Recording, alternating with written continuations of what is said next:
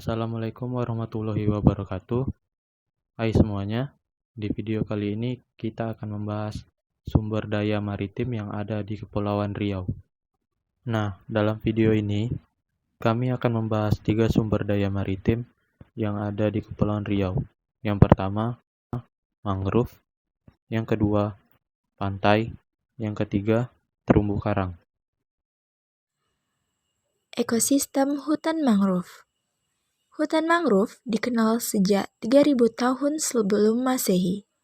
Namun, deskripsi yang jelas baru dibuat orang Yunani pada tahun 325 sebelum Masehi. Hutan mangrove merupakan komunitas di daerah pantai atau muara sungai di daerah tropis yang dipengaruhi oleh pasang surut air laut yang didominasi oleh jenis pepohonan yang mempunyai kemampuan untuk tumbuh dan berkembang pada perairan asin. Fungsi ekologis hutan mangrove. Yang pertama, sebagai peredam gelombang dan angin badai, pelindung pantai dari abrasi, penahanan lumpur dan perangkap sedimen yang diangkut oleh aliran air permukaan. Yang kedua, sebagai penghasil sejumlah besar detritus, terutama yang berasal dari daun dan dahan pohon mangrove yang rontok. Yang ketiga, sebagai daerah asuhan atau nursery ground, daerah mencari makan atau feeding ground, dan daerah pemijahan atau spawning ground oleh bermacam biodata perairan seperti ikan, udang, dan kerang-kerangan. Hutan mangrove sangat bermanfaat untuk kehidupan kita sehari-hari.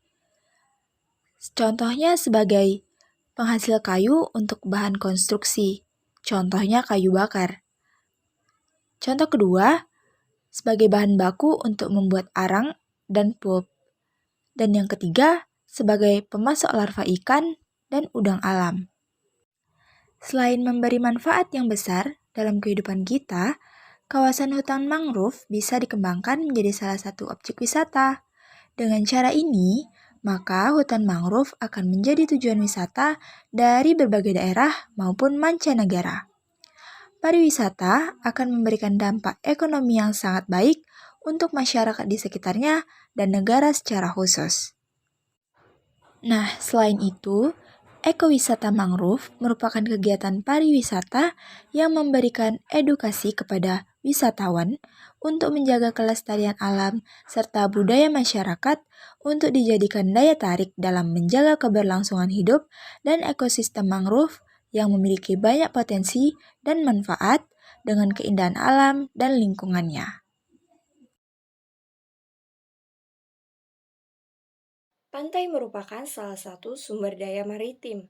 Nah, apa sih definisi pantai itu sendiri? Pantai adalah daerah di tepi perairan yang dipengaruhi oleh pasang tertinggi dan surut terendah dan juga daerah yang menjadi perbatasan antara lautan dan daratan secara langsung. Pantai terlihat seperti membentuk garis yang bersifat hayal sebagai penanda antara lautan dan daratan.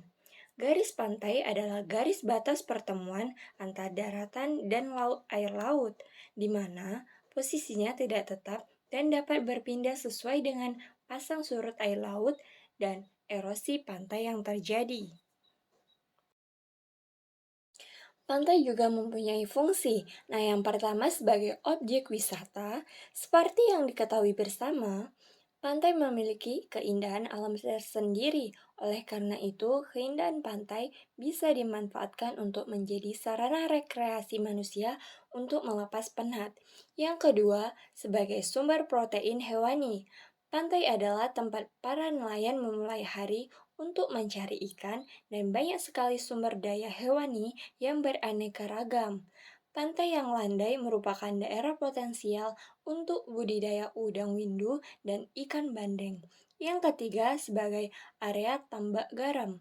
Jika area tambak garam ini dibudidayakan secara maksimal, maka garam yang dihasilkan dapat menjadi komoditas bernilai jual dan berkualitas.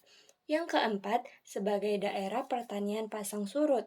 Daerah pantai seringkali dianggap sebagai lahan yang tidak produktif untuk pertanian. Namun, jika dikaji lebih dalam, ternyata di Indonesia sudah banyak pantai yang dijadikan tempat pertanian pasang surut. Selanjutnya dapat menjadi wilayah perkebunan kelapa, pengembangan kerajinan tangan bagi masyarakat yang tinggal di sekitarnya, dan mencegah air pasang laut membanjiri daratan. Selanjutnya yang kelima dapat menjadi wilayah perkebunan kelapa. Yang keenam, pengembangan kerajinan tangan bagi masyarakat yang tinggal di sekitarnya. Dan yang terakhir, mencegah air pasang langsung membanjiri daratan. Apakah pantai dapat dikembangkan sebagai objek wisata? Pantai sangat berpotensi sebagai tempat wisata bahari. Hal ini dikarenakan pantai memiliki relief yang dangkal sehingga aman untuk kegiatan wisata air seperti snorkeling, kano, dan berlayar menggunakan perahu. Oleh karena itu, keindahan pantai ini bisa dimanfaatkan untuk menjadi sarana rekreasi manusia untuk melepas penat. Pantai juga dapat dijadikan sebagai sumber mata pencaharian melalui industri pariwisata.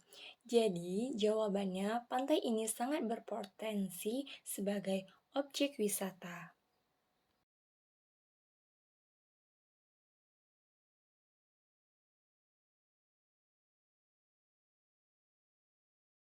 Oke, baiklah, saya di sini akan menjelaskan sumber daya maritim yaitu coral reef atau terumbu karang.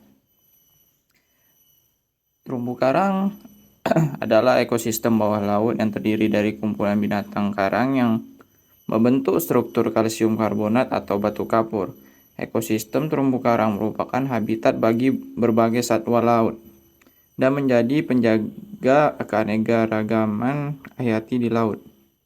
Ekosistem bawah laut ini menjadi tempat hidup perkembangbiakan aneka spesies seperti ikan kecil hingga predator yang membentuk hubungan rantai makanan di laut. Istilah terumbu karang merupakan gabungan dari dua kata, yaitu terumbu dan karang. Terumbu adalah struktur kalsium karbonat atau CaCO3 yang dihasilkan oleh karang, sedangkan karang ialah sekumpulan binatang. Dalam bahasa Inggris, terumbu karang dikenal dengan istilah coral reef. Secara kasat mata, karang terlihat seperti tumbuhan yang tidak seperti binatang, padahal karang kumpulan hewan-hewan kecil yang bernama polip. Klasifikasi karang sebagai binatang pertama kali dilakukan oleh ahli biologi Prancis bernama J.A.D. Peysonnel pada tahun 1753, yakni ke dalam film Cnidaria kelas Anthozoa. Polip yang berjumlah ribuan membentuk koloni yang membentuk dua jenis karang, yaitu karang keras dan karang lunak. Proses pembentukan koloni memerlukan waktu yang sangat lama, bahkan hingga ribuan tahun.